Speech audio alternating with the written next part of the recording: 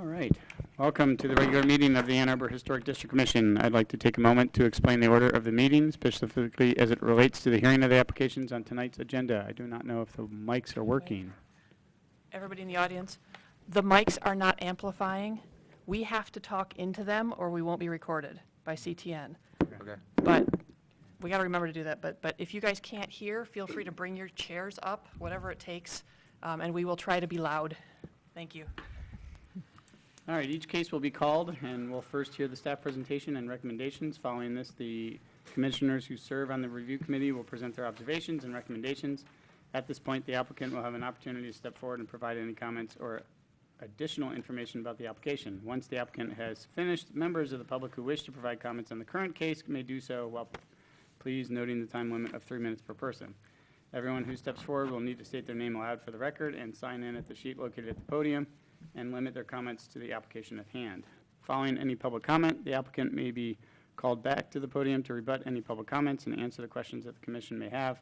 Once all questions have been answered, the hearing will be closed and the commission will deliberate the application, make a motion, have a discussion, and then vote. If any members of the public would like to speak to the general preservation topics and not to any specific application, opportunity is provided during the public commentary following the approval of the agenda. Everyone who would like to address the commission may do so and will be asked to state their name aloud for the record and sign in at the front podium. Thank you so much for coming this evening. Your comments are valuable to the commission. I would now like to introduce the commissioners. All right, on my left, we have Commissioner Hall. No. All right. No, you're not. No, Commissioner Rockland. Commissioner Hall's not here. That's Commissioner right. Rockland. And then Quijano, Commissioner Quijano. Staff, Jill Thatcher. Myself, John Beeson. Commissioner Epperson, and Commissioner Cope. Welcome, Jessica, as our first new commissioner. Thank you. Would you like to take some time to talk about your background, where you're coming from, why you're here? Sure.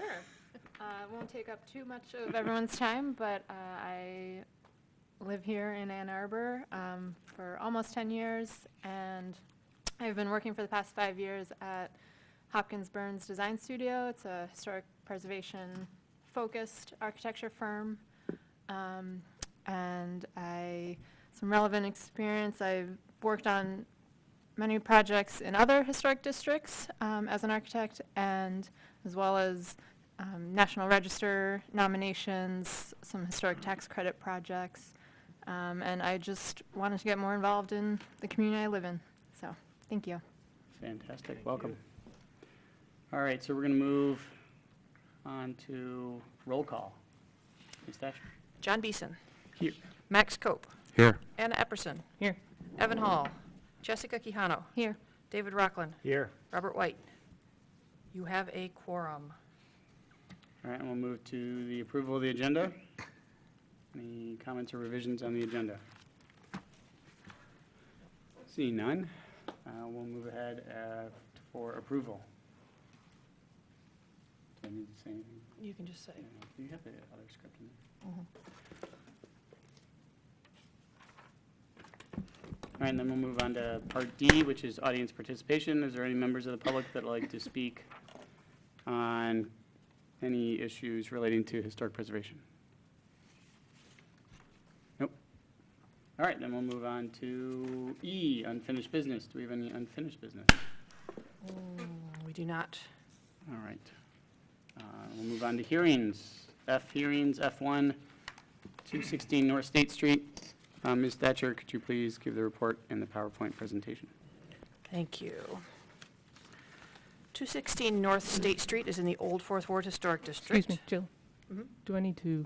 Oh, I'm sorry. Yes, Excuse Commissioner myself. Epperson is going to excuse herself because she has a conflict of interest on this application. Just to remind the rest of you, that leaves 4.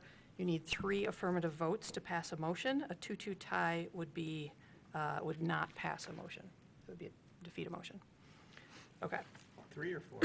You need 3 to pass it. 3 to pass? Yeah. Okay. 3 to 4 for a pass. quorum, 3 Yeah. to pass. Got Yep. it. Yep. Thank 4. you. Yeah, you got to have 4 members in the room. Yeah. 3 got to it. pass. Mhm. 2-2 tie does not pass. I get it. Yeah. Tie is Okay. a denial. Majority. Yeah. Okay. All right. This large 2-story house is listed in the 1868 city directory as 16 North State, home of Stephen Webster of Webster and Miller Bank, which was established in 1855. Its exact construction date is unknown. Features 2.5 stories, a mansard roof clad in tin shingles with exposed eave brackets, a stone foundation and stone front porch with heavy columns. At some point, several dormers were added or expanded on the roof. Though that work would not be considered appropriate today, the roof retains its uniqueness and character, and the original form is readily apparent. At the site visit on Monday, when we were walking around, we noted that the front porch has that round stone, almost with the 4 compass points here on the front, like you often see in the Old West Side. A lot of those porches were built in the 1920s into the 30s, I believe. So this front porch was probably an add-on. There's a much older back porch that is, I'll show you in a minute, it's much more Queen Anne in flavor. This front porch also has some classical revival dentils under the eave here. So we've got, this house has been here for a long time, so it's got quite a few styles going on, which is not unusual. The house is on the corner of North State Street and Catherine Street. So you can see it's very exposed. This is the Catherine Street side. And here's that little Queen Anne porch that I was talking about. Has some very nice brackets and turned posts and a nice guardrail. The applicant is seeking HDC approval to remove pressed metal shingles on the mansard roof and replace them with asphalt shingles. And let me run through the pictures here. I don't know the history of these dormers. They seem to be slightly cantilevered over. They're popped out from the wall plane. I don't know if the house was built with dormers and they were expanded into these. They don't appear to be original to the house, but one never knows. There are obviously some other ones that were added on, so I kind of would guess that there were smaller dormers that were expanded at some point. Same thing on the front. They wouldn't have built a whole wall of dormers like this across the front, but there may have been one on the front in the center and one on the wing in the center. I unfortunately have not been able to find a picture, a historic picture of this home. It's got some nice leaded glass in the front windows and on the side. You can see that there is sort of a division in the house, almost like they built it in 2 sections, though it's pretty hard to tell because the foundation is from pretty much the same era and the windows match. Here's a close-up going around. We're looking, of course, at the pressed tin shingles on the roof. Tin shingles are historically painted because they don't last as long if you don't keep a coat of paint on them. They're not like steel shingles, which were meant to not be painted because the paint wouldn't stick to them for very long.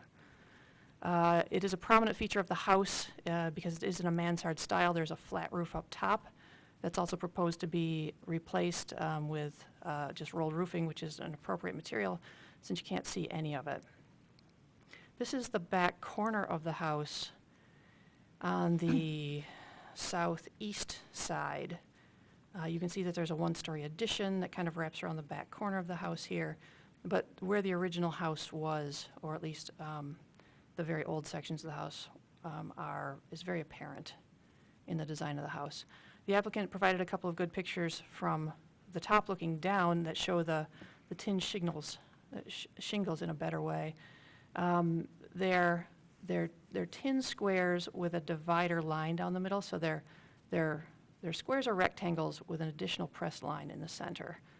It's a very plain pattern, and you can see that it has matching, I don't know what you'd call the ridge and the valley liners here. The house does have gutters, which is good.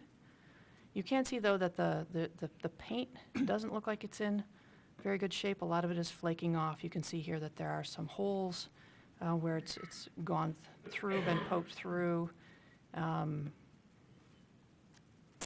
here's a roof plan showing what's considered part of this application, and it's basically the roof D section that goes around, all the way around. And the roof A is where I said there would just be flat rolled roofing, but the mansard portion is all roof D. The proposal is to use asphalt shingles. There's a description in the application of the asphalt shingles that they would like to use, and the prices for these shingles, which I think I'm getting ahead of myself in the staff report, but I'll get to that in just a second. Let me go through the Secretary of Interior standards before I get into the staff comments here. Standard 2 says that the historic character of a property will be retained and preserved. The removal of distinctive materials or alteration of features, spaces, and spatial relationships that characterize a property will be avoided. Number 9 says that new additions, exterior alterations, or related new construction shall not destroy historic materials that characterize the property. The new work shall be differentiated from the old and shall be compatible with the massing, size, scale, and architectural features to protect the historic integrity of the property and its environment. From the Secretary of the Interior's guidelines, there are a lot of them, but I'm going to go through most of them. There are a few more in the staff report that I don't think I'm mentioning here, but they are specific to this roof and are all important. Recommended is repairing features of buildings and the site by reinforcing the historic materials. Repair will also generally include replacement in kind with a compatible substitute material. Of those extensively deteriorated or missing parts of features, where there are surviving prototypes such as fencing and paving. Also suggested for building site is replacing in kind an entire feature of the building or site that's too deteriorated to repair, if the overall form and detailing are still evident, using the physical evidence to guide the new work. This could include an entrance or porch, walkway, or fountain. If using the same kind of material is not technically or economically feasible, then a compatible substitute material may be considered. Not recommended is removing or radically changing buildings and their features or site features, which are important in defining the overall historic character of the building site, so that as a result the character is diminished. Also not recommended for building site is using a substitute material for the replacement part that does not convey the visual appearance of the surviving parts of the building or site feature, or that is physically or chemically incompatible. Also not recommended is removing a feature of a building or site that is unrepairable and not replacing it or replacing it with a new feature that does not convey the same visual appearance. From the Secretary of Interior's guidelines for district or neighborhood setting, recommended is protecting and maintaining historic masonry, wood, and architectural metals, which comprise building and streetscape features through appropriate surface treatment such as cleaning, rust removal, limited paint removal, and reapplication of protective coating systems, protecting and maintaining landscape features, including plant material. Not recommended is failing to provide adequate protection of materials on a cyclical basis, so that deterioration of building, streetscape, and landscape features result. Recommended from the Secretary of Interior's guidelines for roofs, identifying, retaining, and preserving roofs and their functional and decorative features that are important in defining the overall historic character of the building. This includes the roof shape and roofing material such as slate, wood, clay tile, and metal, as well as its size, color, and patterning. Also recommended for roofs is repairing a roof by reinforcing historic materials. Repairs will also generally include limited replacement in kind or with compatible substitute material of those extensively deteriorated or missing parts of features when there are surviving prototypes. Recommended for roofs also is replacing in kind an entire feature that's too deteriorated to repair, if the overall form and detailing are still evident, using the physical evidence to guide the new work. Examples can include a large section of roofing or a dormer or chimney. If using the same kind of material is not technically or economically feasible, then a compatible substitute material may be considered. Not recommended is radically changing, damaging, or destroying roofs, which are important in defining the overall historic character of the building, so that as a result the character is diminished, or replacing an entire roof feature, such as a cupola or dormer, when repair and limited replacement of deteriorated or missing parts are appropriate. Also not recommended for roofs are introducing a new roof feature that is incompatible in size, scale, material, and color. Okay. Back up to the pictures. So this house right now is a 7-unit income property with 3 efficiencies and 4 one-bedroom units. I talked a little bit about the design of the metal roofing. And the proposal is to replace the mansard roof with Tamco Heritage Premium Dimensional Shingles. The shape of the shingle isn't indicated, which kind of tells me that it's probably rectangular, a standard asphalt shingle shape. The low slope roofed areas are proposed to be roofed with Firestone EPDM, which is appropriate because they're nominally visible. For pricing purposes, a quote of $7,692 is provided for the dimensional asphalt shingles on the mansard portion of the roof, just the portion marked D. Barrage Victorian style 24-gauge steel shingles are quoted at $32,926. 2 other styles they also received quotes for, and they were both higher, one at $38,000 and one at $52,000. I included a picture of the barrage shingles in here. They are steel, they are not tin, so this is not an exactly matching material, though they are both metal. This is the Victorian shingle that's mentioned in the application. It has a little bit of a curve here at the bottom. It's probably the closest that I saw to the existing shingles. It's not a perfect match by any means, but it does have that sort of vertical rectangle element, and it's in straight lines, and it is a pressed metal shingle. A description of the current condition of the mansard roof was not provided, so the extent of the problem is not known. The applicant could not find a source for tin replacement shingles. I do feel that steel would be a compatible substitute material. The steel can't be painted, but it does come in colors, so you don't necessarily have to have raw steel color up there for the rest of the roof's life if that were to happen. So the mansard roof is a feature that strongly defines the character of the house. It's highly visible since this house is on a corner. The pressed tin shingles are a unique and significant decorative element that enhance the mansard roof. While the roof form would remain with any alternative cladding, the character would be significantly diminished because the substitution does not convey the visual appearance of the metal shingles. Staff acknowledges that the cost is substantially greater for materials compatible with the historic one. That's true of other elements of historic houses, for example, windows and sculpted block foundations, which cost significantly more than cheaper versions that you could get installed.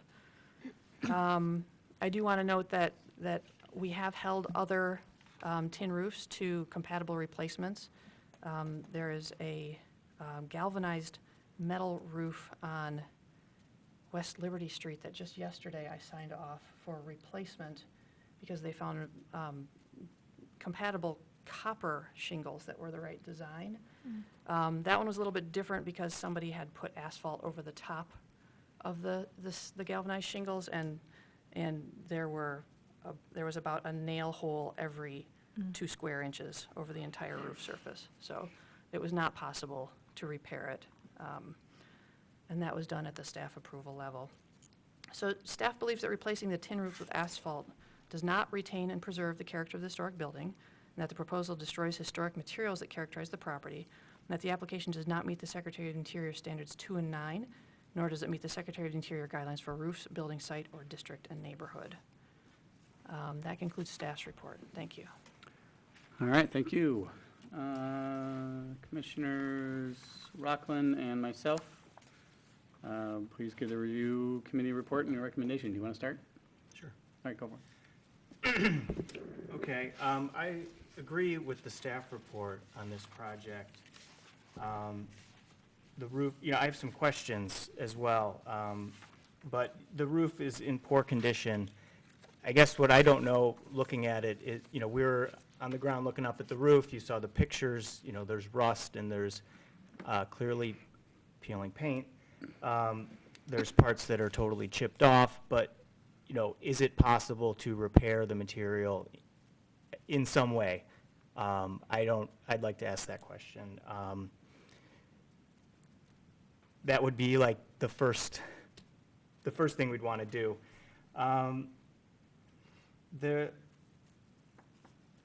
So then, knowing that information, is it past the point of no return at that point? And then we can answer, other questions that I guess we'll get into in discussion, so. All right, thank you. I think I'll probably add, can you give a site shot? So, yeah, this building is quite prominent, right on the corner. It's seen at all angles. The mansard roof is definitely a defining character of the house, if not the only character defining feature of the house. Well, I shouldn't say that. The basement walls with their big block stone are pretty character defining. This is now clad, the house is now clad in aluminum siding or metal siding. It's probably more likely aluminum.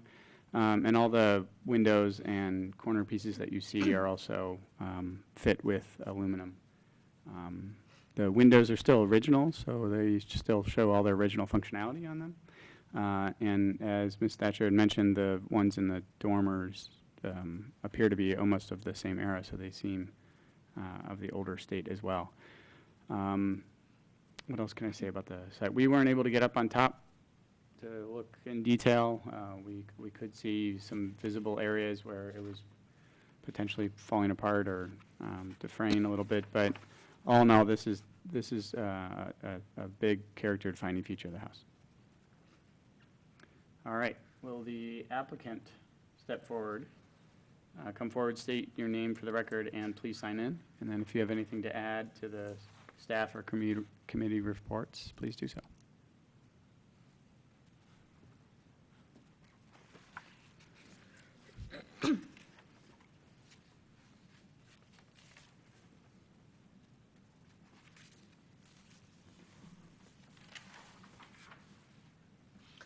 Hi, my name is Katie Bullwinkle. I am with Oxford Companies, and we're representing the owners, Drake Prop Corporation, of this house here on 216 North State. The report is very thorough. We have had an extremely difficult time trying to find contractors that will even work on a project what they consider to be a small project, just because they're more concentrated in the Detroit area and larger buildings for steel and metal roofs. This project, we originally started in September of 2016, and we are now, over a year later, just now at the point where we have a contractor willing to work on it and some possible solutions to the problem. All right. I think we'll skip this part and do that. Are there any members of the public? You can step down. We'll probably call you up in a second. Are there any members of the public who would like to speak about the project? See none. All right. Would the commissioners have any additional questions for the applicant? Questions? I don't know that I have any additional questions, but I may have some local metal worker type people that could help with this type of project. I have some questions. Yeah, me too. You can probably step up again. So how long is Oxford held onto the property? We took management of the property it was 5 years ago, so 2012. All right, and have you guys done an assessment of the roofing? Did you get somebody up there who has some qualifications in historic preservation and roofs to take a look at it for its current assessment? I mean, we've had different contractors that have work in metal roofing who've worked with different historic societies around the state, that, they're the ones that provided the pictures and the recommendations, for replacement. Okay, so mostly roofing contractors Correct. have checked Yep. it out. All right, any other questions out there? I was just wondering, like, how you determined repair versus replace, like ideally, it would just be repaired as it is. You wouldn't need to replace it then. I mean, with the holes that are currently in some of the shingles and the rust, and some of them are corroding a bit, that's where the replacement came into play rather than repairing it. Any questions? I had a similar Look to your mic. I had a similar question as Commissioner Rockland. Just, it would have been helpful to understand the extent of the damage, to have that sort of conditions assessment of the material to determine the percentage of replacement versus repair, especially having had the property for 5 years. Mm-hmm. Have you guys tried to get up there to paint it? We have since you've not. gotten it? Okay. No. All right. Okay. Any other questions? All right, thank you for your help. Now I'll close the public hearing portion of the application. The applicant may please be seated. Got that part. Would any commissioner like to make a motion regarding this application? Sure. Commissioner Rockland. Okay. I move that the commission issue a certificate of appropriateness for the application at 216 North State Street, a contributing property in the Old Fourth Ward Historic District, to remove tin Mansard roof cladding and replace it with asphalt dimensional shingles as proposed. The work is compatible in exterior design, arrangement, texture, material, and relationship to the rest of the building and the surrounding area, and meets the Ann Arbor Historic District guidelines and the Secretary of Interior standards for rehabilitation and guidelines for rehabilitating historic buildings, in particular, sections 2 and 9, and the guidelines for building, site, district, neighborhood, and roofs. Yeah, I think we stopped there, right? I'll ask, is there a second on the motion? A second. Second by Commissioner Cope. Is there discussion on the motion? Discussion. I think that without really getting a good assessment of the roof, I know that we have a couple of pictures in our packet that aren't part of the PowerPoint here. And I do see a couple of, areas where there's holes and it's rusted. I've had to deal with these type of roofs before, also as a contractor, like kind of on the other side of it. Depending on the gauge of steel, that rust could just be surface. It could be very easily remedied with, a good painter and a metal guy. You'd be surprised how much a metal guy can do and might even save money in the long run on the overall cost. Without getting right up on it, you can't really tell how much of it is actually that bad until you're, putting a hammer on it. It seems like it's repairable to me, though. It appears to be repairable. I mean, I would agree in that we're not seeing any information that it's not repairable. Yeah. Right? I mean, I can't say that it's repairable, but I want to know that it's not repairable before I agree to remove it. Like Commissioner Beeson said in his staff report, it's clearly one of the historic defining features of this home. So that seems like the first step is really proving that it's not repairable. All right, so I'm going to read from portions of the Secretary of Interior's guidelines for rehabilitating historic buildings. The portion on building site, they recommended. So repairing features of buildings and the site reinforced by the historic materials. Repair will also generally include replacement in kind. This is a hard one to me because replacement in kind, we're looking at asphalt replacement as the initial request. And that to me is, well, it's not even close. So I definitely can't approve a replacement of asphalt. But then it moves to with a compatible substitute material, and that we'll probably have to discuss a little bit more about. But I also agree with the current comments from the commissioners about how without a really decent assessment of the roofing material and as to its condition, as to whether it absolutely needs to be replaced or not, it's kind of hard to say, all right, take this all off and put something else up. Yeah, there are definitely other areas here to kind of read through in the guidelines. The one that I think is also important for us is clearly standard 2, the removal of distinctive features, distinctive materials or alteration of feature spaces and spatial relationships that characterize the property will be avoided. So we haven't seen due diligence yet on whether or not it's tried to be avoided to try and keep it. And the next one, under standard 9, particularly as it talks about additions, alterations, or related new construction shall not destroy historic materials that characterize the property. So this is an area where, as I mentioned before, this roof is definitively a character-defining feature of the property. It needs to take some great care as to how it's being handled. Any other discussion? Well, I think that just to echo your point about the asphalt shingles, I think maybe that is like helpful information to the applicant to know that I agree with you on the asphalt shingles, and I don't think that's a comparable material. So,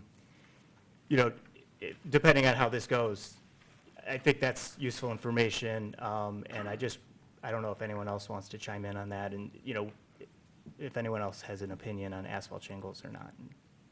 I agree with both of you guys. I don't think the asphalt shingles are a compatible substitute for this. Other comments? This is kind of a minor, maybe clarification question, but since we've stated that there are somewhat few character-defining features remaining on this property, if we could go back to the image that showed the Queen Anne kind of porch in the back. So the roof of that doesn't look flat to me. No, it's which actually- is, and the accurate. application is called out as flat and would be the, I believe, the Is that shown on the the EPDM EPDM roofing drawing? roofing. And so, you know, not having seen the property in person, I don't know what the existing roofing material is on that. It's metal. It's metal. Yeah, it's Yeah. flat metal. Okay. It's not I- shingles. You know, that may, perhaps that's considered the rear facade, but it is at a corner and it's pretty prominent. And it is one of the few character-defining features of the property, so I would question the roofing material identified there. So currently, the motion addresses the asphalt shingles and the mansard roofing. Okay, so it's, Right now, it doesn't, well, this is a question for staff. Does it need to include the portions for EPDM replacement? The part that's already EPDM or similar can be a staff approval. It's the Mansard portion. And So that's. I So didn't that see that that technically is was not- a part Until of we saw that, that so on the that site, would then need to it- also be, yeah, compatible material. That would also need to be metal roofing unless the commission determined otherwise that that was not a character-defining feature. And Commissioners, I don't usually butt in like this, but I'd just like to point out that really the only thing that's not character-defining about this house is the metal siding and the dormers. Yeah, the rest. I The mean, windows it's are got a defining. lot Okay. of features, cool, you know, exposed rafter tails in the, under the eaves and leaded glass windows, and it kind of doesn't do it justice unless you're standing in front of it, I think, these photos. Well, even the rafter tails were clad in metal. I don't think they were. Original. I don't think they were. Let me Yeah, look they had a at hole in them. Remember seeing the Take a hole? look. In the soffit panels The soffit were panels. definitely The soffit metal, panels were definitely but metal. I thought Yeah. that the Rafter tails were rafter not. tails themselves were I thought they were clad, but again, we were Were down. metal. wood, see, like, rather. Right where your Yeah. pointer Yeah. is, there's a That- little hole, and that's what made me think it was more of a metal. Yeah, I thought they cut out around them, because they're all rounded, you know, going up at the end. Not pertinent to this Not discussion pertinent, yeah. necessarily. Yeah. So is there an outcome here where there's an approval for, I guess I'm a little confused on scope, just to be clear. I know we're talking about the Mansard roof, but the rest of the roofing, is there some approval, is there some outcome here where they're approved moving forward on the EPDM portions of the roof? The application is only to replace the tin roof Okay, with asphalt shingles. okay, that's clear. All right. Yeah. So we don't Yeah, have the to motion, address the it. motion didn't Yeah. include any other Correct. roofing, so. Right, because the application didn't, yeah, So even that little Yeah. portion That would be a would separate be a separate issue. application anyway. yeah. Okay. And it may have to come to us. I don't know, well, that would be up to staff to determine whether it has to come to us. So I guess there's an option here where we postpone in lieu of a conditions assessment, if that seems like that's holding things up. I don't know if that's a good idea or not, but I guess I'll just throw that out there as an Yeah. idea. We feel like we need a conditions assessment to understand the condition of the existing tin roof. Does that sound, what do you guys think? I would I think that think so. they would have to submit a new application with a new plan. For Even the- with for the conditions assessment? Yeah. It would be a different application if they're changing how they're going to do it. Oh, Oh, because. Right, the direction would be Yeah. different, Yeah, well, the potentially. motion we have right now is on asphalt. So So we can decide on the asphalt. we can, yeah. It's whether or not That's we true. decide on other material investigations as a more appropriate substitute, right? And that seems like something we would have to either get a conditions assessment or postpone for that conditions. Is that accurate? Yes. You can either not take any action right now and postpone only to the December meeting. That's it. Okay. You have to make a decision at the December meeting. Or you can make a decision on this original application that was just for the asphalt shingles and give guidance on how they can come back with a new application. Okay. That might be a good way to move forward then. So we have those two options, right? Do we have to vote on that, on those options, or just move ahead on one of them? Well, if you have to vote on something. You either have to vote on postponing. Yes, that's If what the I'm getting person, at. if the person who made the motion is okay with a new motion to postpone, you can do that. Under the supposition that the postponement may include a future condition assessment, Yes. right? Yes, Okay. yes. Do you hear that? And then there would be a Yes. different motion, though, when it comes back, or would it not, would it be the same Well, it would motion be when the it comes back? It would be the same be the same motion, but motion. Yeah, then there would so- probably be an alternate motion. Okay. Yeah, there would be an Because alternate you've made it motion. pretty clear that asphalt is not appropriate. You would have like an alternate motion for the steel roof that they got the bid on, if you thought that that was an appropriate roof. You guys might want to talk about that steel roof that they got the quote on a little bit, I because didn't if you think don't think that, that that's an appropriate, you know, Yeah, can you go to the slide? I did showing- not Yeah. think that this style was compatible or appropriate with what's there, what's existing. Yeah, I don't, where's the picture? E- Okay, got even it. I didn't hear that. The metal Commissioner roof, the metal Yeah. roofing, the shingle style, I think it's a pretty drastic change to what's there. It is reusing metal, but the style of it, it just, to me, I think it just is 6 of one, half dozen of the other with asphalt and this style of metal shingle, honestly. For the excessive amount of spending that they're gonna have to do to put this up, I don't think it's gaining anything as far as historically preserving that roof at all. You know, Right, it's either asphalt, save the money, or repair it, in my opinion.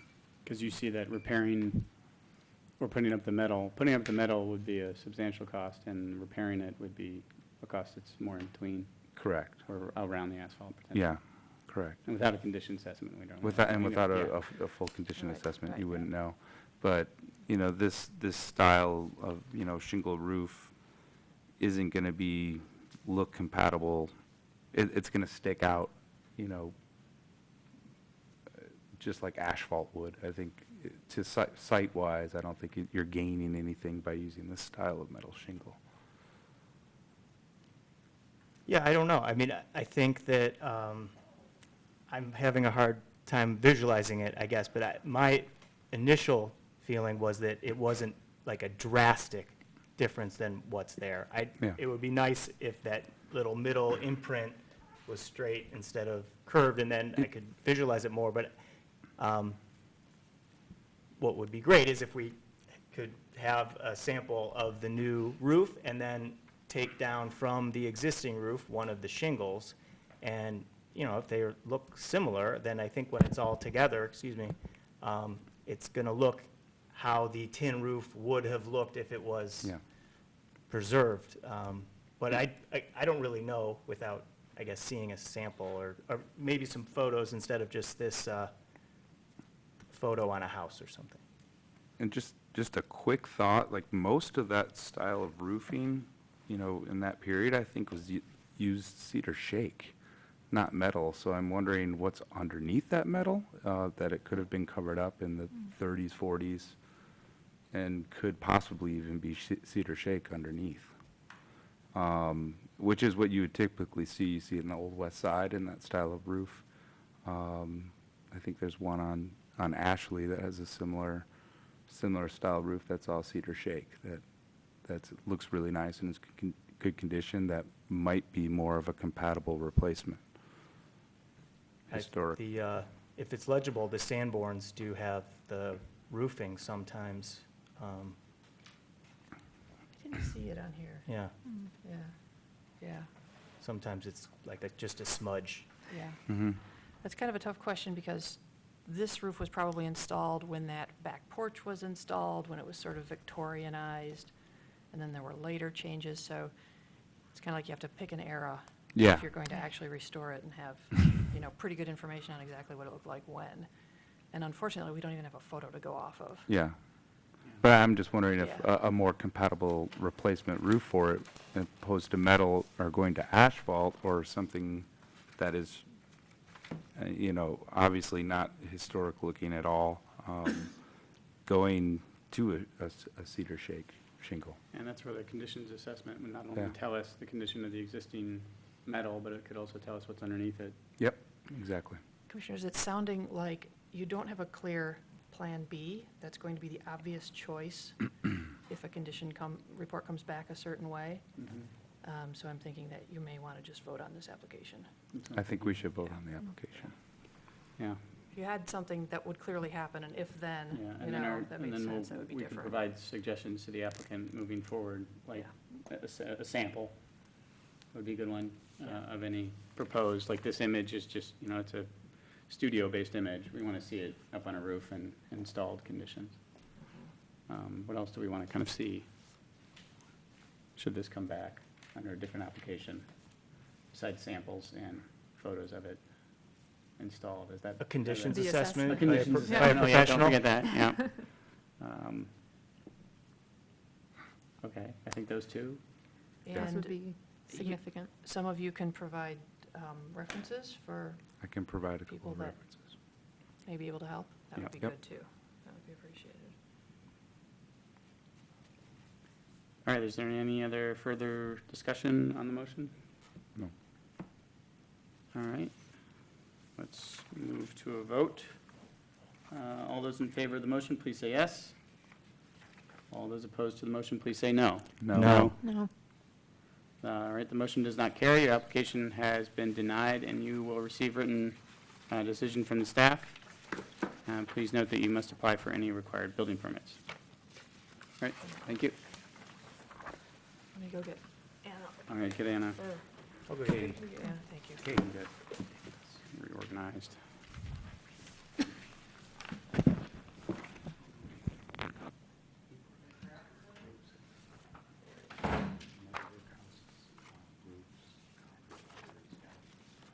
All right, do you want to start? Sure. We're on to F2. This is 316 South Main Street, replaced for a storefront. Ms. Thatcher. This is the storefront that contains the Arc. It's in the Main Street Historic District. This storefront occupies the northern end of a two-story building containing 312, 314, and 316 South Main Street. One slightly confusing thing that you should be aware of is historically 312 was where the Arc is. The Arc is now 316. So when I talk about the building, the occupant of 312, I'm talking about this same space that the Arc was in, or is in. Schumacher's Hardware was located in 312 from at least 1899 until 1940, and Schumacher's probably built the current building in 1925. There's a photo in the staff report. There are several of what the building looked like. There's one from 1939, just before it was remodeled, and then it has been again remodeled once or twice since then. It used to be just a three-bay, pretty typical brick storefront with transom windows and traditional storefront configuration and banks of windows on the second floor. Sears, Roebuck and Company took over all three storefronts in 1941, and Klein's department store took over the building in the mid-1970s until the 1990s. In January of 1996, the Historic District Commission approved plans for the remodeling of the facade to its current appearance. And here is the Arc. It's on the north end of the building. Next door is the Corset Company, whose proper name I'm forgetting right now, but it's a beautiful terracotta three-story building. And to the south, there are two other bays on this building. Rush Street is next door, and Melange is next to that, with sort of a Connor O'Neill's extension beyond. The applicant seeks HGC approval to replace the entire storefront. This includes, and you'll see the removals plan here, removing an awning and install a suspended canopy, remove the existing ephes cladding on the first floor and install stone or precast stone, remove the oak entry and exit doors and separate easement door, and install 4 main entry doors with minimal framing and a glass aluminum easement door. Install 3 signs on the canopy and 1 changeable message sign beneath it with additional signage on the glass doors. So current storefront is to basically remove the storefront. The plan is to put in 2 pairs of glass doors and separated from the easement door, which is the common door that you get into to access the elevator, the shared elevator. So the main door will move to this front part, and people will come in, go to the lobby, get their tickets here, and then go upstairs. Kind of similar to the way you do now, but right now you kind of go around and snake your way up, and this will be a little bit more of a straight shot. There's the demo plan, just basically taking out the storefront. And here's the proposal. There is stone cladding, which you'll see better in color renderings in just a minute.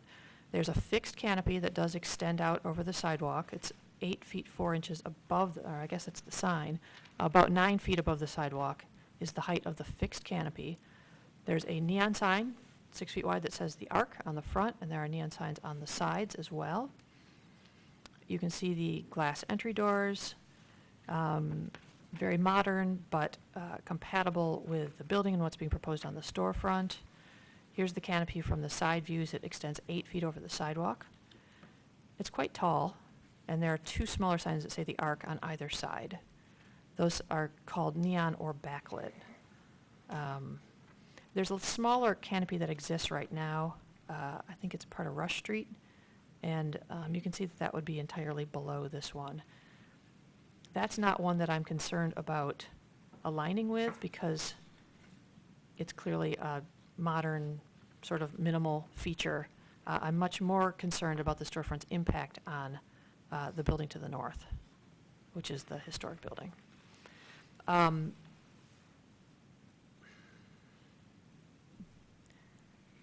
Here's a rendering of how it would fit in with the existing 3-bay building and its neighbor. You can see that the horizontal lines are lined up very nicely here with the building to the north and the storefront to the south. The Arc is a condominium unit within the larger building.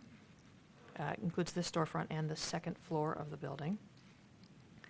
I've cited design guidelines for stores, but this isn't really a storefront, it's a theater.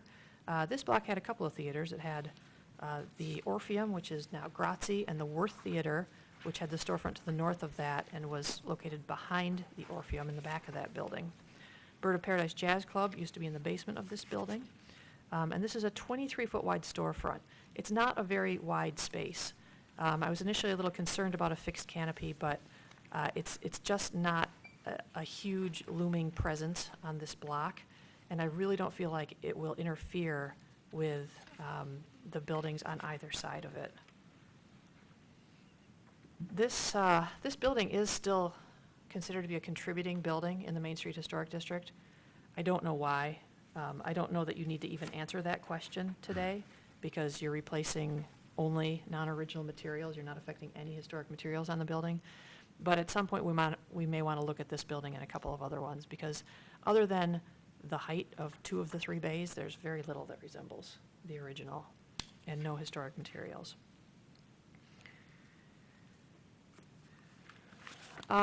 One sign to take note of is the changeable message sign that's proposed underneath the awning. I think it's probably this black band right here. It's shown on some of the drawings, and it would be used to advertise that day's performer. The Arc has about 330 shows a year, and they'd really like to be able to tell people who are going by what's going on today, which makes perfect sense on a theater. And here it is. It's 16 inches by 100, can't tell if it's 134 or 154 inches. So it's nearly the width of the storefront. 16 inches is not really that tall in the grand scheme of things, and part of it will be obscured by the front. So from some views, you won't even see the whole thing. It's also recessed a couple of feet. This is a wall. There's one on either side with a display case for shows, for advertisements, that face each other. So if they would be on your left and right as you're going in. So because there'll be a wall right here also, I'm really not super concerned about the changeable message sign There's also some low-level cove lighting installed inside the canopy along the edges of the wood ceiling. And there are ferry doors on both sides. I was very happy to see that.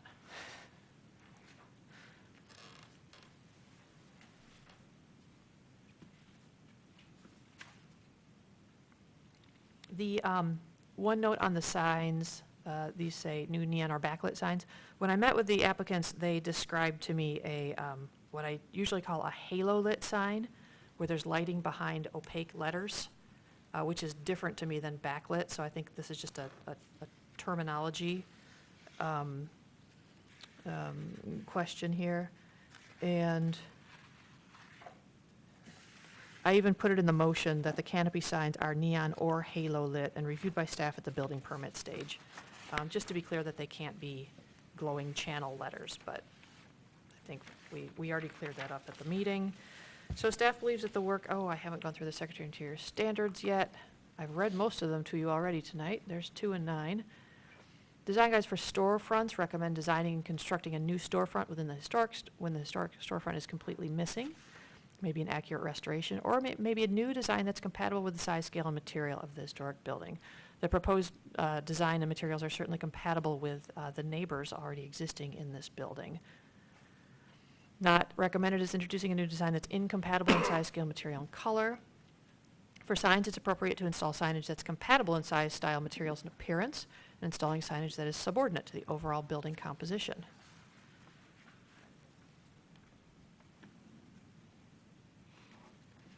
So staff believes that all the work proposed on this building's modern facade is appropriate and meets the Ann Arbor Historic District design guidelines.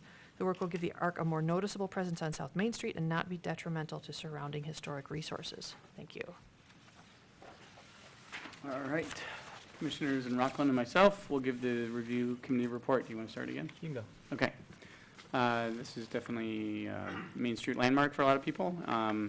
What you see is probably what you get right now. A lot of it is the EFIS facade right now, and not a lot of good exposure to the street. Can you go to the existing condition?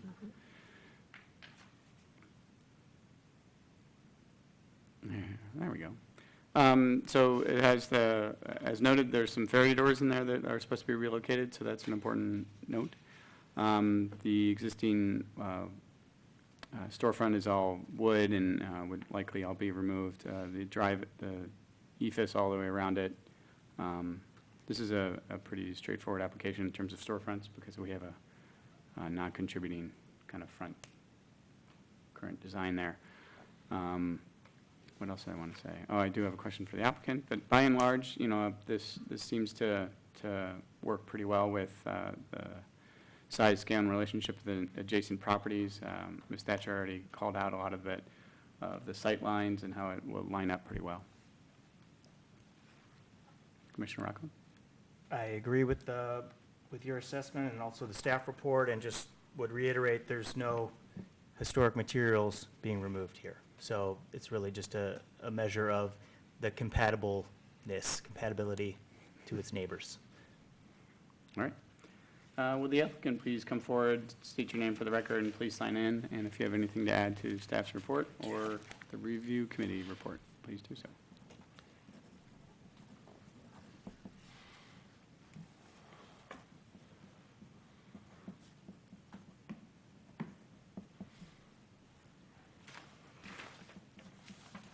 Great. I am Dick Mitchell from Mitchell & Mode Architects, and we've been working with the ARC for about 3 years, and we've done most of the interior remodeling and are now at the street facade and updating their presence. And Ms. Thatcher and Mr. Beeson and Mr. Rockland covered it pretty well. I don't know if you would like me to go into a lot of detail. I'm prepared to talk about lighting and signage and materials and anything you would like. But if you prefer I respond to your questions, maybe I could save some time and not go I into can the provide a precursor question. Can you go into the sign ordinance? That was an issue that popped up when we were Yes. down there, and Kevin elaborated for us a little bit. The sign ordinance, the amount of square footage of signage allowed is based on the lineal storefront, and so we are 21 6 feet wide. and that would allow us 43 square feet of signage.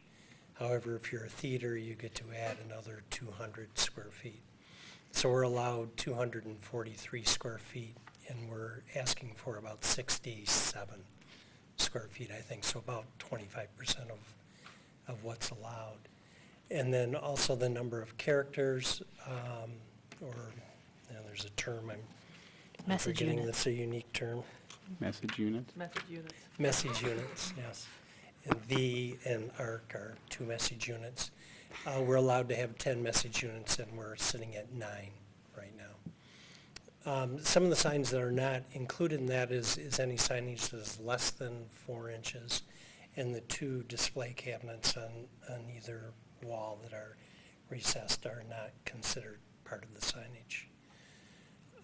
The message, the electronic sign above the doors is the full width of 12 feet. And we weren't real clear with Ms. Thatcher because we say on the elevation drawing that part of it is obscured. And sure enough, when you draw a flat elevation, it is. But if you go to the sectional drawing, which is This one. page, yes, you'll see those 3 radiating dashed lines to the left. The lowest one is the sight line for a car that is southbound. The one above that is the sight line for a car that is northbound.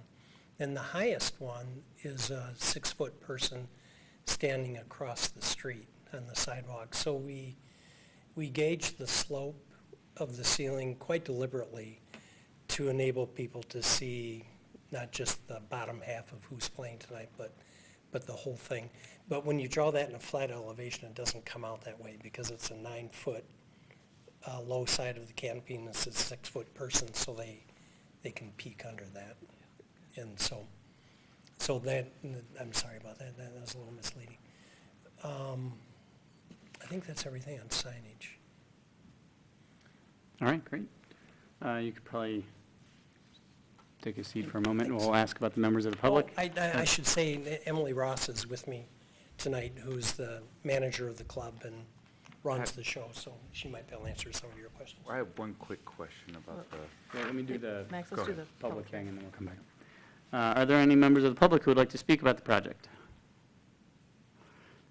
All right, all right, commissioners, do you have any additional questions? There you go. I guess I just had one additional question. With the banner sign, the message sign, is it like going to be like an LED, like It is screen? Or is it going to LED. be like a draw across sign? It does not move. Okay. And it does not flash, it It's does not it's bounce. stationary? It'll change 330 times a year. Okay. And for that night's performer, so. Okay.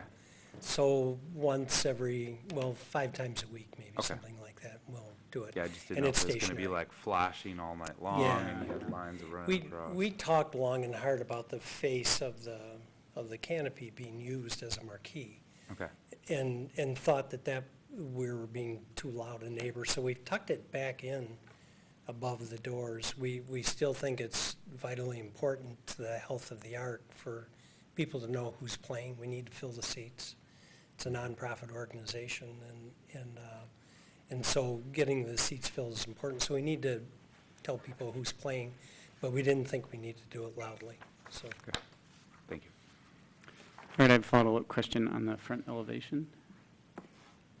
So there's a portion of the elevation that it just says new ephes to match existing as required. So is that portion being torn down, or is it being Yeah. selectively cut away It's the part above the of the new door? the easement door to the south. And I think it might state the square footage, but I can't read it, but it's about 3 feet wide and 6 feet high. It's a piece of the ephes that we have to take down for construction, and we're going to patch it to match. Okay. That was a part that I saw in the general elevation that didn't call it out, but right when Ms. Thatcher brought this one up, I see that there's a note, so. All right, any other questions from commissioners? None? All right, the applicant can sit, thank you. Would any commissioner like to make a motion regarding this application? I will make a motion. All right, Commissioner Cope. I move that the commission issue a certificate of appropriateness for the application at 316 South Main Street, a contributing property in the Main Street Historic District, to replace the current storefront with a suspended canopy, stone or precast stone cladding, 4 main entry doors with minimal framing and a glass aluminum easement door, 3 signs on the canopy, and 1 changeable message sign beneath it, and additional signage on the glass doors on the following conditions: that the canopy signs are neon or halo lit and reviewed by staff at the building permit stage. The work is, as proposed, is compatible in exterior design, arrangement, texture, material, and relationship to the rest of the building and the surrounding area, and meets the Ann Arbor Historic District guidelines for storefronts and signs, the Secretary of Interior's standards for rehabilitation and guidelines for rehabilitating historic buildings, in particular standards 2, 5, and 9, and the guidelines for storefronts and building site. Is there a second for the motion? Second. All right, seconded by Commissioner Rockland. All right, is there discussion on the motion? Any discussion out there? Sure. Go ahead. Well, I think that, let's see, this is the question of compatibility. I think that look, this is a perfect elevation to look at. There's no historic materials being removed.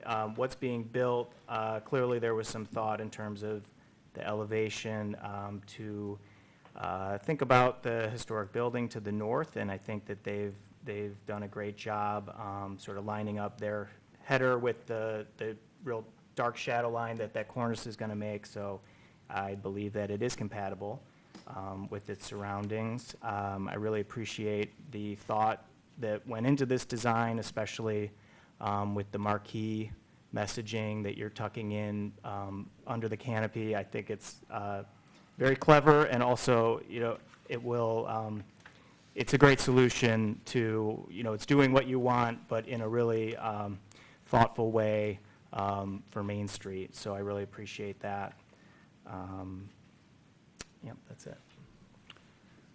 All right, I was going to say, we didn't, it says new stone or precast cladding, so we didn't really get a sense of the color of that. I don't know. There's a color elevation. There it is. Yeah. So it's kind of a darker gray. Is there a determination yet on the cladding, or is that still deciding? Sorry to bring you back up. No, Yeah. that's fine. No, we've been to several stone yards, and we've spent a lot of time. What we know is we want contrast between the stone cladding and the canopy being darker than the stone. So we're currently looking at some grayish limestone samples, but we have a whole room full of them. And I wish I could hold one up and say this is it, but we're just not there yet. It's a very democratic organization. Yeah, decision by paralysis. Yeah. All right, any other discussion out there? All right, hearing none, we'll move to make a vote here. All those in favor of the motion, please say yes. Yes. Yes. Yes. All those opposed to the motion, say no. All right, your application has been approved. You will receive written notification from staff, and should you have any further questions, feel free to contact staff. Be sure to pull any necessary building permits before starting the work. Thank you. All right, we can move on here to hearing F3, 318 West Liberty. Ms. Thatcher. This is an infill building called The Mark. It was approved by the HDC and constructed in 2014. It's on the north side of West Liberty Street between South First and Second Streets, the former car wash site. And the applicant is seeking HDC approval to add an 11-square-foot address sign on the front elevation of the building. Watch this spot right here. Don't have many slides to show you here, but there it is. Very simple, straightforward sign, The Mark, 318 West Liberty. This is a perfect example of a sign that I would like you guys to make a staff approval someday, or staff approvable, rather than making it come into the commission. But the way it stands right now, it's a new sign, so you guys have to review it. We're also going to be hearing later tonight about new sign ordinance. So until the time that the city has a new sign ordinance and the Historic District Commission has new design guidelines, We are still reviewing all signs. So, this sign is flat-cut aluminum letters with stud mounts. The Secretary of Interior Standard number 9, I already read to you. The design guidelines for signs say it's appropriate to attach signage through masonry joints, not through masonry units. So the motion is conditioned on the sign being mounted through masonry joints, not just screwed right into the brick. The sign also appropriate is installing signage that's subordinate to the overall building composition, which I think this does quite nicely. And the letters, let's see, overall the sign is 49 inches wide and 33 inches tall, though you can see that they're 8, 10, and 8-inch individual letters. Locating the building's address on the front of the structure is appropriate. And staff believes that the size, materials, and general appearance of the sign is appropriate and compatible with the modern structure. Does not detract or negatively affect any historic structures on the street or in the Old West Side Historic District. Thank you. All right, Commissioner Rockland and myself, give the review committee report. You want to start this time? Sure. Well, I don't have much to say. I agree with the staff report. I think this is pretty straightforward. There's no historic materials here, so as long as they're following through with what the staff report says in terms of location and placement, then it's pretty straightforward. Yep. All right, and I would say it seems to fit with the Secretary of Interior standards already, so in terms of its massing, size, scale, and architectural features. All right, we'll move along. Would the applicant please come forward, give your name for the record, and please sign in, and if you have anything to add to the staff or committee reports, please do so.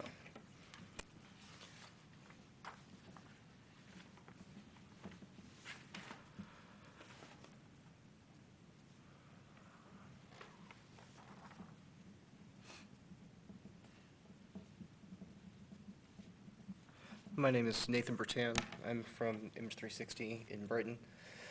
Basically, we're the sign manufacturer, and basically the assessment that you guys came up with, I can't really add to. It's pretty straightforward. All right. Thank you.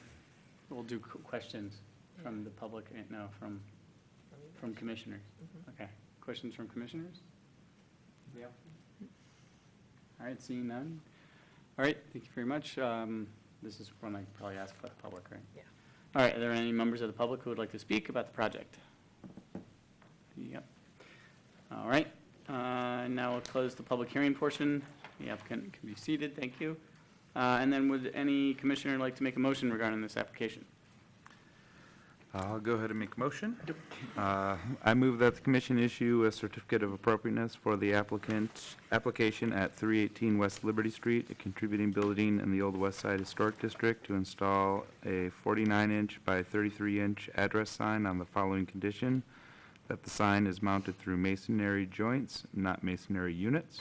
The work is, as conditioned, is compatible in exterior design, arrangement, texture, material, and relationship to the rest of the building and the surrounding area, and meets the Ann Arbor Historic District guidelines for signs and the Secretary of Interior standards for rehabilitation and guidelines for rehabilitating historic buildings, in particular Standard 9. Is there a second on the motion? I Second. second. We got two simultaneous seconds. We'll give it to Commissioner Quijano. I just don't have it written in front of me, sorry. All right, is there a discussion on the motion of the application? No further discussion. All right, let's move to a vote. All those in favor of the motion, please say yes. Yes. Yes. All those opposed, say no. Your application has been approved. You will receive written notification from staff, and should you have any further questions, feel free to contact staff. Be sure to pull any necessary building permits before starting the work. Thank you. All right, we're moving on to hearing F4, 316 2nd Street on a garage. Go ahead. Ms. Thatcher. Site's on the west side of 2nd Street between West Liberty and West William Streets in the Old West Side Historic District. This is a very interesting garage. I'm sorry I don't have a house shot for you. It's the, oh, I actually do in the staff report on the second page. It's the little yellow 2-story kind of kitty corner from Argus Farm Stop.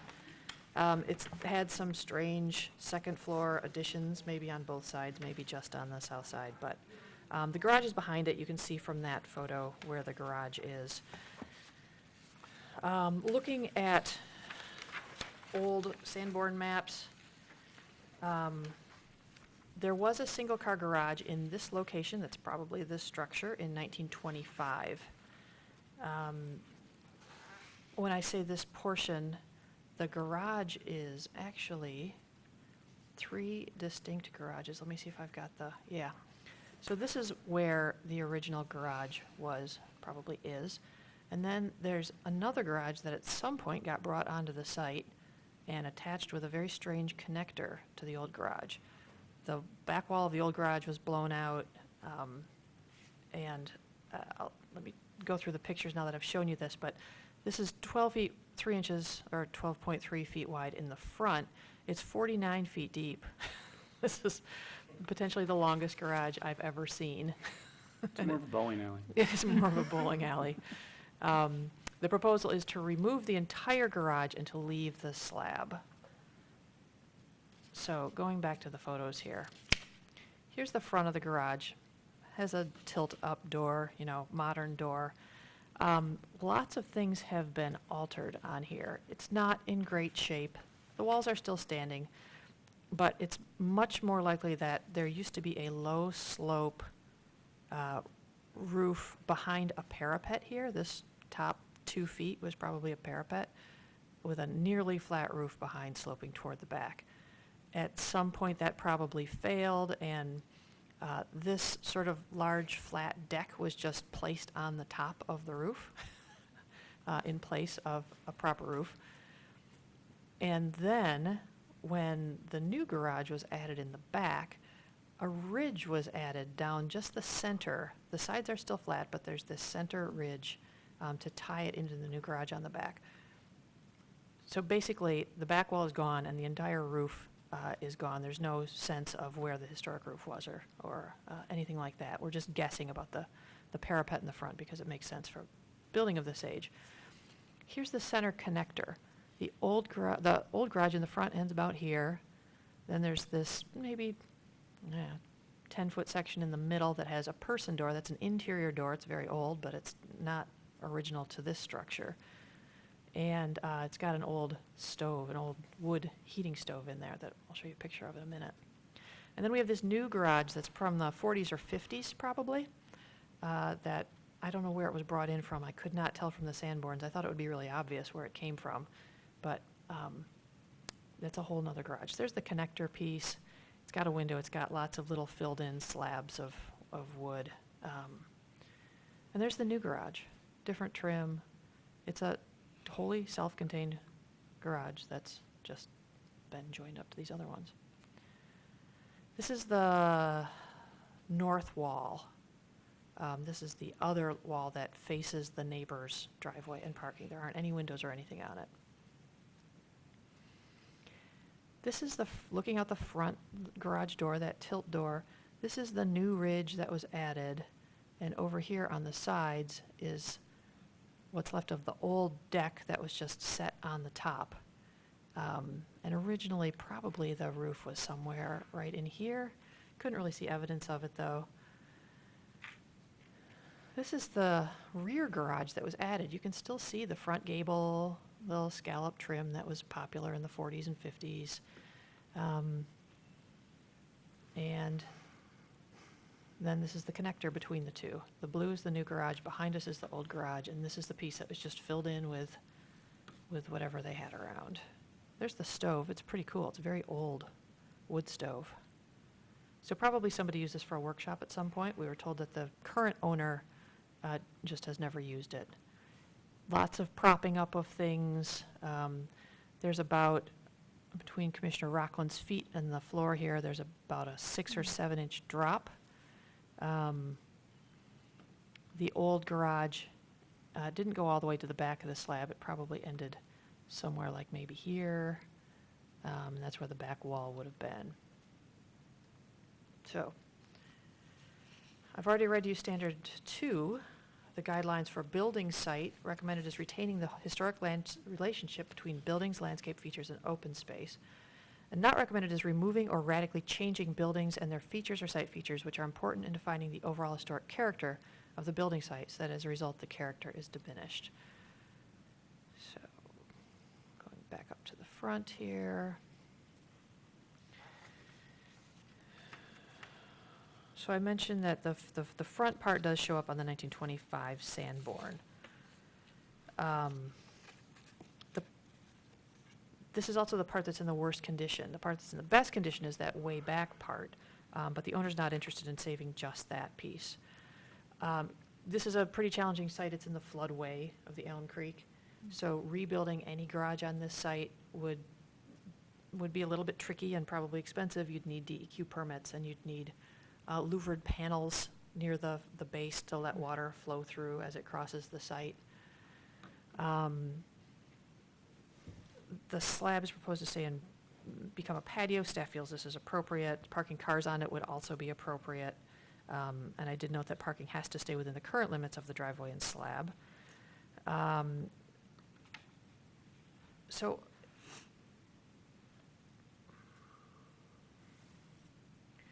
staff's opinion is that even though this is probably the original structure in the original location, by removing one of the four walls and all of the roof, and not really knowing how that roof went back on, and also the front doors are missing, and there's that tilt-up door in its place, I really feel like most of its character has been removed. We discussed at the site visit whether this Dolly Varden or Dutch lap, or whatever you want to call it, siding had been removed, because it did look pretty consistent on the whole building.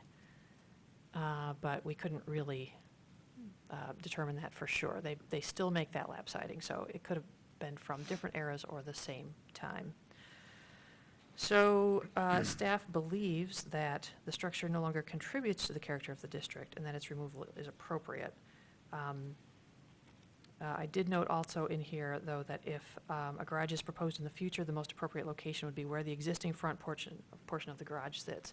So if a garage is ever rebuilt here, it's in the same footprint, it's about the same size. Doesn't have to be a replica, because we're not sure what this looked like exactly originally, but a 13-foot wide by 20-foot deep garage in this location is what should go back if a garage ever goes back on this site.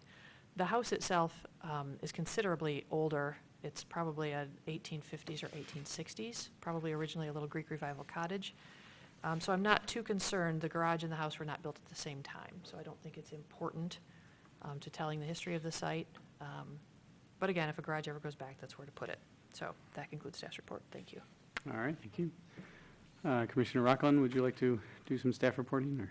You can go. Okay. I think the staff summary is fairly complete on this. There's only one other thing I'd probably add, and that is if they did want to rebuild, there's also power lines right above it, so that would kind of restrict any construction of anything underneath the power lines as well.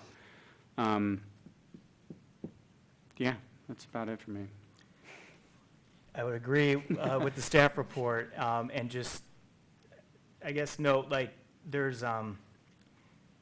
there might be some neglect going on here, right? I mean, it's just been deteriorating. There's weeds growing up all over it.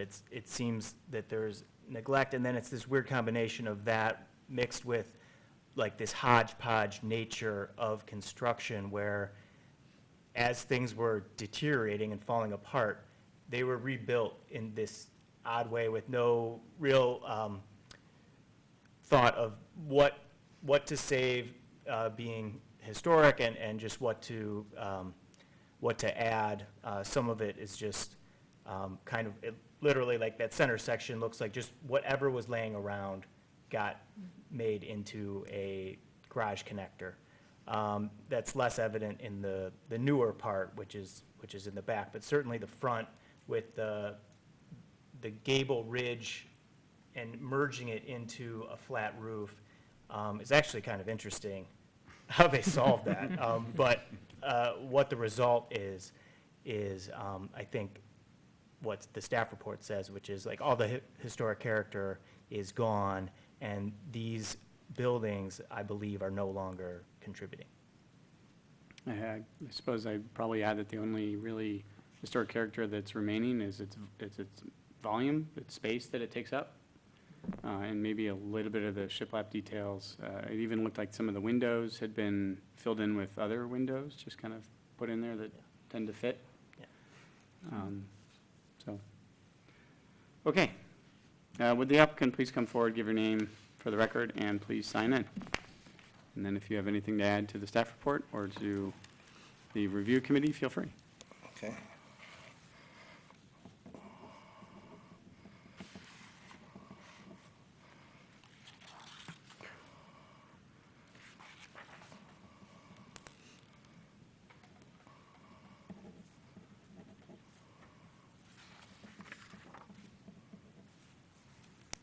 Okay. I don't know what else to add. It's a very cobbled together. There's nothing much to save there, and, you know, I agree with everything that I heard here, and we talked on site, so if you have any questions, I'd be happy to answer anything. All right. Well, we'll start the question part. Any questions for the applicant? No. No? Public? Do we have to ask the public? No, we're moving around a little bit. Yeah, okay. No, no questions. All right, and then are there members of the public who would like to speak? All right, and then I will now close the public hearing portion of the application. The applicant may please be seated. Thank you. Would any commissioners like to make a motion regarding this application? Sure. All right. I move that, can you hear me? I move that the commission issue a certificate of appropriateness for the application at 316 Second Street, a contributing property in the Old West Side Historic District, to demolish the garage and leave the slab in place. The work as proposed is compatible in exterior design, arrangement, texture, material, and relationship to the rest of the building and the surrounding area, and meets the Ann Arbor Historic District design guidelines and the Secretary of the Interior's standards for rehabilitation and guidelines for rehabilitating historic buildings, in particular Standard 2 and the guidelines for building site. Second. All right. Seconded by Commissioner Cope. Is there discussion on the motion? I have nothing for this one. Nothing is still something. Yeah, I was going to just read from the Secretary of Interior standards. So removing or radically changing buildings and their features or site features which are important in defining the overall historic character of the building site, so that as a result the character is diminished. So we had a photo at the beginning that kind of showed the building. I think it was in our packet. That kind of showed the site from the street, showing the building itself with a very small picture, a very difficult picture of the garage in the background. And that's really basically the historic site feeling of it, that there's a house, a main proper house, and then a small adjacent thing nearby that's small. So with its removal, I'm not really sure how much of that feature is really changed.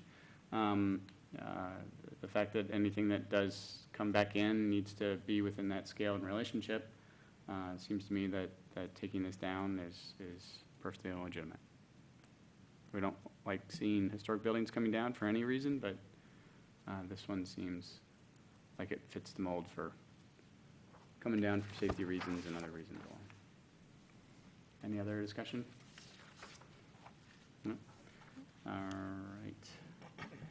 Now we move to a vote. All those in favor of the motion, please say yes. Yes. Yes. All those opposed, please say no.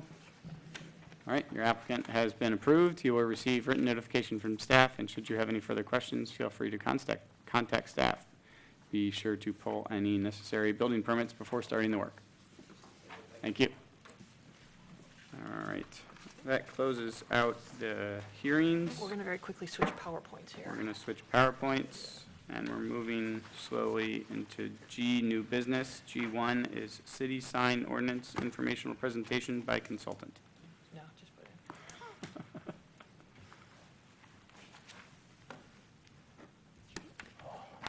Hi, Jill. Yeah. Good time to stretch. I've been sitting all day. Stand up. Yeah, just stand and stretch. We just hear you tomorrow. You're all tight in here. All right, Is the What's it called? intro presentation update? This one? Yes.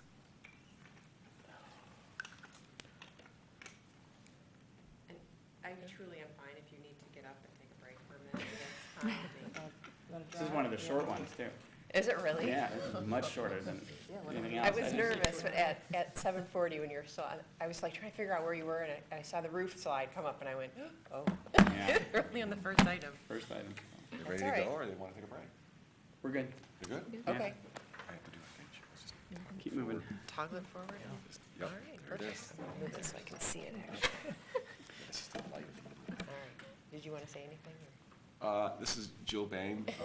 I don't know if she's done the introductions yet. I'm Chris Chang with the Planning Department. We are doing sign revisions to our ordinance, and she's got a presentation for you, and we can answer any questions you have after the presentation, but it's fairly informal. We're looking for some feedback. We've already given a presentation to the Planning Commission at our working session.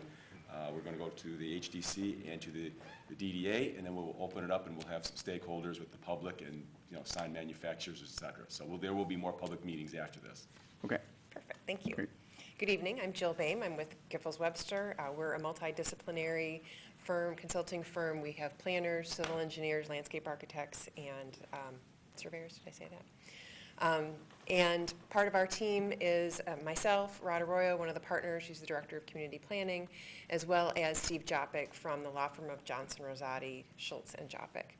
So our team is working with the Planning Department, as Chris said, on sign ordinance revisions. And we're just here tonight to sort of explain the process and give you an idea of where we're at and how we would like to get some input from you as well as the community. So as we said, we are updating the ordinance for a couple reasons. We want to look at new and innovative sign standards that are reflective of new technologies as well as case law that's occurred over the last several years, and just a general update of sign regulations.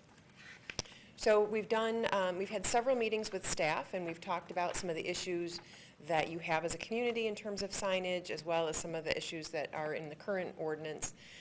We've also done a considerable amount of background research that we will use to inform the rest of this process.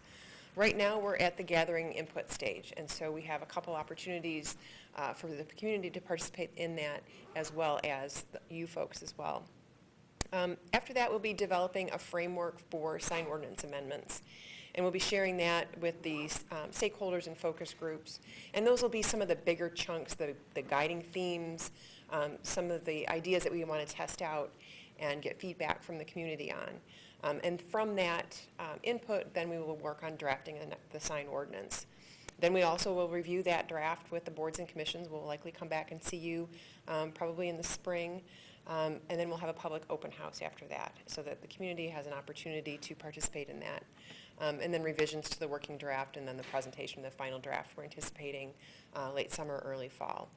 One thing I should highlight, when we talk about stakeholder input, we will be talking with not only residents, but business owners as well. I know there was a gentleman from a sign company at the Planning Commission working session on Tuesday night, and he expressed an interest in participating in the process too, so we welcome all of the input from that. One of the new things that we're doing, and we're kind of excited about it for this project, is something that we call Picture This. And this is an online platform to allow the community to be able to participate in a way to show us what they like. Show us the signs they like, show us the things that they maybe don't like, be able to comment on those and tag those directly onto a map. And I wanted to walk you through that really quickly. This link is available from the city's website, from the Planning Department. I have a quick question. Yes. Will that link also keep track of old signs? Old signs? Yeah, like we had a really nice sign that was on a corner of Liberty and Main. It was the gallery. And part of me feels like it would be good to be able to add that to the picture list, the Picture This. Yeah, link. this is specifically for generating the public input. But anything that we gather, any of those images that we gather from this will be retained by the Planning Department and by the city. So when you go to this website, you'll see a button at the top. Well, what you will see first, you'll see a map. And as I said, this is a map-based technology. And on the map, you'll see little dots. When you click on those dots, you'll see the pictures off on the right sidebar. Above that, there's a little blue button that says Share Your Thoughts. And it allows people to then take a picture. You can upload it right from your phone. You can take a picture with your phone and upload it right from there. There's opportunities to sign in using one of your social media accounts, or you can just sign in as a guest, which I feel like probably more people will do, because that's another step that people don't necessarily want to do, is link everything up together. I don't know, I'm a little hesitant to do that. But you are able to do that as a guest. So you just add a photo, title it, maybe the name of the business or the address. You can add the location. You can either add in the location, or you can, this is just the partial screen so that I can show you for clarity, but there is a map there on the left, and you can just click it, and it'll tag that for you. And then put any comments in the box. I think you get 200 characters, so people aren't going to be able to write a novel, but they'll be able to write a few little highlights about why they took the picture, something they like, something they don't like, and then just clicking submit, and that'll go right into the system. And so all of this information will be on the Planning Department's website, and they will also keep track of any public meetings that we have or changes that we make. Those will be put right up there. For the boards and commissions that have more of a direct contact with sign reviews, and I know you had a couple this evening, you will have an opportunity to answer some specific questions. It's a very short survey, and we have the link here, but you'll also get an email because we put a password on that because we felt like if it went out, we could be getting way more responses than really were relevant for what we were asking for. So you'll get a note about that. And it's really just general questions relating to the quality and effectiveness of signs and sign regulations in the city. And I just can go over these questions for you quickly now, just to get you kind of thinking about the kind of responses that you are going to be maybe giving. So just talking about the level of complexity of the current sign ordinance, what you think of that, if you feel it's restrictive or not restrictive in terms of businesses, how effective it is in regards to public safety, community aesthetics, if you have any commonly heard sign issues, and there's a few choices there, you'll be able to check those. There's a question about enforcement. If you could change one thing about the sign ordinance, what would it be? And then an open-ended, just fill in the blank about your other thoughts that you have about signs in the sign ordinance. And so those, again, are the links to the public input things that we have up currently. And that's just a real short description of the process, but I know that you all have very specific, a targeted focus for historic signs or historic districts where signs are located. And so if there's anything that tonight you want to share, we can talk about that, or we'll be back, but so I just kind of throw that open to you and what you feel like you would like to discuss tonight, or any other questions you have about the process. Do you have our section on historic district guidelines for signage? We do. To start with? Mhm. All right, that's a good start. I would say that the majority, I guess in my experience, the majority of stuff that we've come across has been a lot of the rental signs. Yeah. And We've how heard to that. handle that. We more heard than that the other anything. night at the Planning Commission, too. Yeah. Anyone else? Comments? Yeah, I just didn't know, I was gonna ask pretty much the same thing, if rental advertisement signs were gonna be included in this ordinance. Mhm. Okay. Yes. And Yeah. will that dictate where they can place them? Well, that's something that we have to think about. We want to be careful when we're regulating signage that we're really focused on time, place, and manner. And we want to also be thinking about, are there other opportunities for someone to communicate their message? With new technologies, there may be those opportunities. We talked about on Tuesday night, there was a regulation or a standard that required signs to be put on rental buildings so that there could be a contact person for, if trash was blowing around the yard or Yeah. something, that someone could see that sign. And we wondered, is there another way to be able to get that information to people so that every house doesn't have to have that signage on it in a given block? That was one of the comments that we heard. So those will be the kinds of things that we're looking at and wanting to get more input on from the community. We may come up with a couple different options and see how people feel about those, if they think they're effective at both communicating the message that needs to be communicated, as well as keeping up with the aesthetics of the neighborhood and promoting more of a neighborhood feel. That was something else that was brought up on Tuesday. Having all of those rental signs makes people feel like this is a transient neighborhood, Yeah. And less community feel. And is there a way to maybe help mitigate that so that it just feels like a neighborhood and it doesn't really matter if your ownership status is, so. And that was really interesting because that was something that I hadn't thought about. When you think about sign regulation, you don't think about necessarily the feel of a community, of a neighborhood specific to that issue. So that was really interesting. On unfortunately, a lot of the historic district in Ann Arbor is rentals. The Fourth Ward, Right, that was you know, one of the areas we I talked think about. that's one of the biggest issues, because you got a maintenance guy running out, throwing a sign up, and they're just drilling right into the wood. They don't care if it fell out. Or brick. They're moving it to another corner, wherever it sticks. Yeah. And, you know, regulating those buildings and having a little bit more authority over them would be nice for the Historic Commission. And make sure they're properly repaired, and we're not ruining our buildings just because a guy with a drill needs to put a sign up one morning. And then we've been, I think the other issue has been downtown signage. Yeah. Signage on commercial buildings, and mostly it's around the size. There's some lighting issues that we look at a lot, but it's mostly the size and limiting the size to I think it was, 3 feet? Wasn't that? Yeah, we landed on about 30 or 32 inches square for pedestrian first floor blade signs. There may be a couple out there that are a little bit bigger Yeah, than there that were a because few of that were bigger than that, site-specific conditions. But generally, not larger than Yeah. that for. Right, and I think that this process recognizes that there's not a one-size-fits-all solution for the entire city. There's a lot of variety in the context. So you've Yeah. got the very pedestrian-focused area downtown, and then you have less pedestrian-focused areas. And then there's the transition areas where they may be moving towards a more pedestrian area, and how do we anticipate that too? So those will be things that we talk about. Any other? We will certainly be revisiting the design guidelines for signs once we have a new ordinance. Yeah. Because we've had to sort of jam a lot of things into the design guidelines that hopefully won't have to do with a new ordinance that works a little better. You guys realize that that's how we will go one step beyond what the sign ordinance specifies in order to make it fit into the historic districts. That'll be good. Sometimes with the signage, there's also lighting, like a lighting package, and it's all sort of rolled into one thing. So what about lights, like building lights that aren't related to signs? Is that totally out of your scope? That is a great question, and isn't that funny? That came up on Tuesday night too. The exact same question. And we said, yes, it is out of our scope of this project, but we can give some resources in terms of how other communities are regulating, like building lighting, architectural lighting.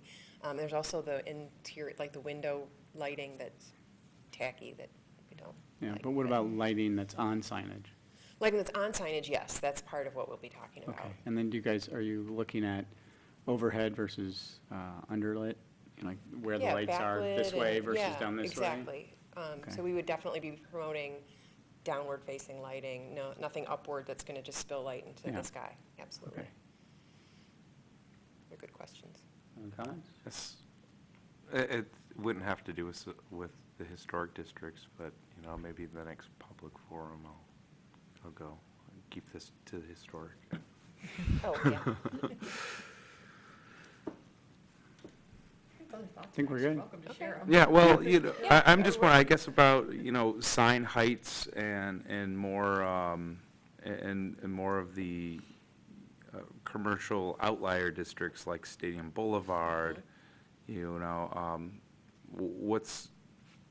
I think we're kind of behind the times with other cities and advertisement, and how those, Washtenaw has developed quite a bit, Stadium and Jackson are starting to, but you see all these little rinky-dink signs all over the place, and, you know, businesses don't actually have an opportunity to advertise at some of those places because of the restrictions.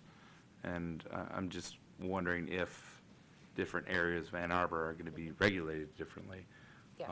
depending on where they are, you know. Exactly. I think it has to do with the context and Yeah. what the goal and the vision is for those corridors. Yeah, So like Stadium was one that we've talked about. yeah, I think Steve. Washtenaw, they're different. And those They're are very totally different different, than yeah. downtown in the historic area, so Yep. they should be. And there's a lot more businesses popping up there that are local, neighborhood-friendly. You know, restaurants, bars are popping up in those areas now, which takes a little bit away from downtown, which is nice. I Relieve some think of it's the pressure. necessary in Ann Yeah. Arbor. But a lot of people don't know that those places are there because they can't have advertised. You know, Glass House Brewery, Homes, you know, none of those places, you don't know those are there because you can't, because of the sign ordinances in Ann Arbor don't allow for a little bit more advertisement. Okay, good to know. I don't know. I like the neighborhoods, but outside. All right, anything else? Mm, No, doesn't seem like it. Thank Well, you. we'll see you again. Yeah. And again, you'll have the survey, and so feel free to go in there and then do the picture this as you're walking around, as you're out on, driving around on Stadium, pull over, take some pictures, send them, like, not Ann enough Arbor signs here. muffler, man. Best sign in Ann Arbor. Perfect. Best sign. Perfect. All right, well, thank you very much.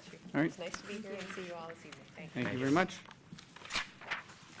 All right, and we're moving on to new business G2 elections. Where did we leave off with that? So Bob is the chair of the elections. We have to move to Committee? December? Were one of you the other person on the elections committee? Or I was. did you guys do any work on it? Yeah, we did. Did you have a slate of officers that you're nominating? Yes, we do. Bob has that with him, but the- I approved it. Are the officers present in the room right now? No, actually, because Okay. Evan's not here. Okay. So you guys can decide if you want to vote tonight or vote next month. Can we just vote next week when Well, Bob's we'll- here? What we'll basically, Let's see. we'll just, we've done this before. Yeah. In past years. We still will do, we're supposed to do elections in October. We're already a month behind, but say, for example, John is elected as chair, you'll still be done next October. So you'll just have a slightly shortened term as chair. We All won't right, drag it out. Good. It won't be a full 12 months. That'll be fine. That'll be fine. We'll just put that on next month's agenda. Thank you. Okay. All right, that is G2 elections. H, approval of minutes. I didn't see minutes. I didn't see any minutes either. Okay, then let's move that All to right, next so month move as well. to- Oh, yeah, there weren't any. There was Oh, no okay. date there. I, reports from commissioners. Any reports from commissioners? I just had a question for Jill. I don't know if this is a report, but you had mentioned the signage, like there would be some staff approval, like that address that we approved, and you would say that that would be a staff approval? I guess my question was, what is the distinction between signs coming in that you can staff approve and signs coming in that you would bring to the board? It's probably a lot like, right now I can staff approve doors and windows in new openings on non-contributing buildings. Might be something like that. Yeah. If it's not a historic building, and we can always limit the size of the sign, and it's not historic and it's less than, 20 square feet or something like that. Yeah. Then you can approve might it. be That would staff approval. save Yeah. that gentleman's time who had to come in Yeah. here. and- Yeah. Exactly. Okay, all right. Exactly. Yeah, that sounds, That's what I'm shooting for. is I'm that surprised you something came. that we need to wait for the sign approval? Like you just want to wait for it? Yeah, let's just wait. Okay. Let's Make just any wait. other changes. Right. We're, since we are dealing with some enforcement issues right now, especially in the Old Fourth Ward, I don't want it to look like anyone is getting away with something that somebody else doesn't, especially in the Old Fourth Ward. There are lots of apartment buildings that are modern, but they want big signs. So I'd rather just stay away from it and make them come in for now. Okay. Thank you. Any other reports from commissioners? All right, move on to J, assignments. This is for the review committee, Monday, December 11th at noon. I will volunteer for that one. I think I'm probably around too. I don't have my phone right Max now, so And you'll just John. Oh, know what? remember. Gosh. No I Max? can't. No, Okay, no Max. John Yeah. I can do it. and Anna, thank you. And like you I did will last be in time, Grand you Rapids. send it on a calendar. Last time you sent it out, I was traveling, so I couldn't put it on three the of the calendar, next 4 weeks. which is why you had to call me. Classes, John, where are you? And I was like, oh, that's right. kind of.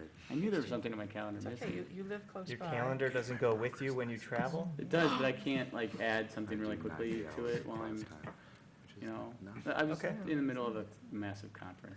Hmm. I was like, oh, I got an email from Jill about that. Oh, yeah, I gotta remember to do that. Okay, I'll gotta remember to do that. And it never ended. certain number of I'm hours. trying to find here the Is it the date. amount of sales? I still don't For- have it. Cobblestone, when Cobblestone meets. Oh, I'm still looking for a volunteer for Cobblestone. Did I send that out to you guys? A Yes. request? I think did? so. Okay, I don't Does remember what I anyone live in put in the that email. neighborhood? What was there's, that exactly? So the Cobblestone Mm. Farm has a board of directors. Okay. They are a single resource historic district, and their bylaws, and I think our bylaws too, say that one historic district commissioner will sit on their board and attend their monthly meetings. They meet once a month. It's in the evening. It's at, I think it's at 7 or 7:30. I just can't remember On what Tuesdays, day right? of the month. I remember having. Yeah, I don't remember exactly. So we are looking for a volunteer. If you have an interest in the workings of Cobblestone Farm, it's a very interesting organization and place. But I'm not going to put you on the spot in your first meeting. I'll wait until your second meeting for that. Evan's not here. Yeah, Evan's not I here. nominate Evan. Second. Done. All right, do you guys need the meeting date again, or am I just hearing no real I know I cannot. support for? Yeah, I know I cannot. Okay. My time is already extremely stretched. I have, yeah. Dave's still making eye contact. Because he's thinking about it, he's mulling. No. I'm going to send you out one more email, Okay. Okay, and then maybe we'll do a rotating member. I don't know. to meet the To meet the requirements of our requirement. bylaws. Yeah, Well, let's confirm too that it's on our bylaws. yeah. Okay, let me take a look. Thank you. Sure. Okay, reports from staff. It looks like we do have a section of reports here from the October 2017. Good. Some rooftops, some foundations, some storm windows, other windows, lots of stuff.